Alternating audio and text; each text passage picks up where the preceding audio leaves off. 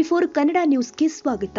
ಹಾಸನ ಜಿಲ್ಲೆ ಅರಸೀಕೆರೆ ನಗರದ ಜಯ ಚಾಮರಾಜೇಂದ್ರ ಸಾರ್ವಜನಿಕ ಆಸ್ಪತ್ರೆ ಆವರಣದಲ್ಲಿ ಇಂದು 75ನೇ ವರ್ಷದ ಗಣರಾಜ್ಯೋತ್ಸವದ ಆಚರಣೆಯ ಧ್ವಜಾರೋಹಣ ಕಾರ್ಯಕ್ರಮ ನೆರವೇರಿದೆ. ಆಸ್ಪತ್ರೆ ಆಡಳಿತಗಾರರು ಆದ ಮತ್ತು ಮಕ್ಕಳ ತಜ್ಞರು ಆದ ಡಾಕ್ಟರ್ ಸುರೇಶ್ ಅವರು ನೆರವೇರಿಸಿದರು. ಈ ಸಂದರ್ಭದಲ್ಲಿ ಉಪಸ್ಥಿತರಿದ್ದ doctor Shadakshari, doctor Rajneesh Babu, doctor Rakesh, doctor Dhananjay, ಆಸ್ಪತ್ರೆ ಸಿಸ್ಟರ್, ಬ್ರದರ್ಸ್ ಮತ್ತು ಸಿಬ್ಬಂದಿ ವರ್ಗ, ರೈತ ಬಾಂಧವರು, ಸಾರ್ವಜನಿಕರು ಉಪಸ್ಥಿತರಿದ್ದರು. MD Nasir, AJ news. ತಾಜಾ ಸುದ್ದಿಗಾಗಿ ಟಿವಿ24 ನ್ಯೂಸ್ಗೆ ಸಬ್ಸ್ಕ್ರೈಬ್ ಮಾಡಿ ಮತ್ತು ಬೆಲ್ ಐಕಾನ್ ಒತ್ತಿ ತಪ್ಪದೇ ಲಿಂಕ್ ಶೇರ್ ಮಾಡಿ.